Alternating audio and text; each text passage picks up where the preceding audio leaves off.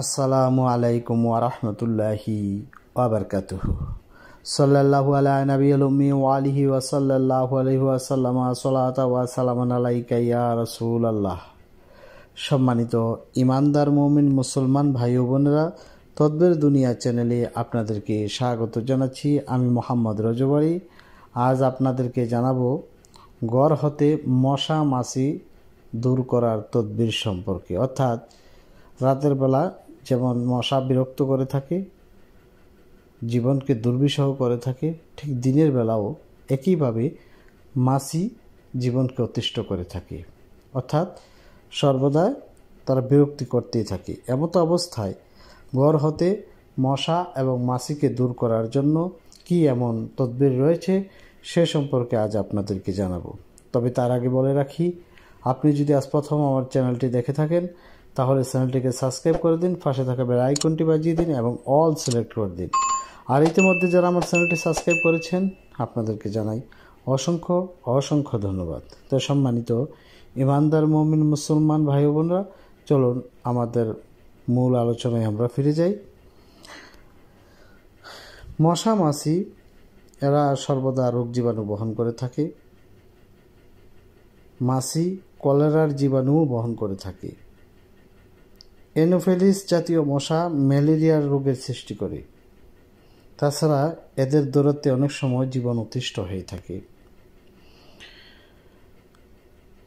খাদ্যদ্রব্যের উপর মাছের আগমন যেমন বিরক্তিকর, তেমনি রাত্রের বেলা মশার দংশনও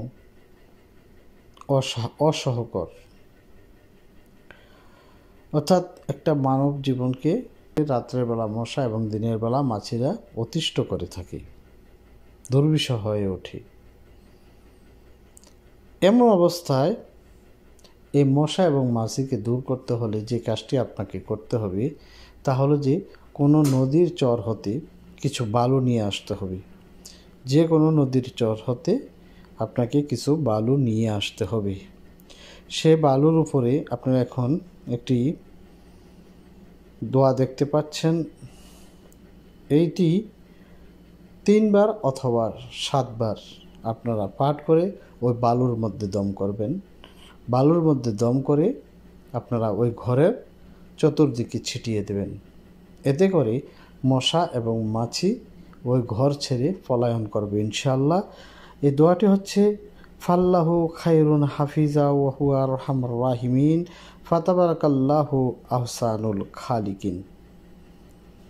আমি আবারও দোয়াটি পাঠ করছি, আপনারা স্ক্রিনে দেখতে পাচ্ছেন। ফাল্লাহু খায়রুন হাফিজা ওয়া হুয়া আরহামুর রাহিমিন ফাতাবারাকাল্লাহু আহসানুল খালিকিন। এটি 3 বার অথবা 7 বার পাঠ করে বালুর মধ্যে দম করে ওই বালুটা ঘরের চতুর্দিকে ছিটিয়ে দেবেন।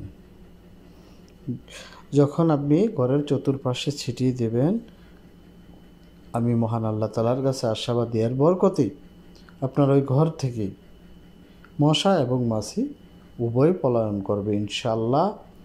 এই ছিল আজকের মতন। পরবর্তী সময়ে নতুন কোনো বিষয় নিয়ে আসব। সে পর্যন্ত ভালো থাকুন, সুস্থ থাকুন। আসসালামু আলাইকুম ওয়া রাহমাতুল্লাহি ওয়া বারাকাতুহু।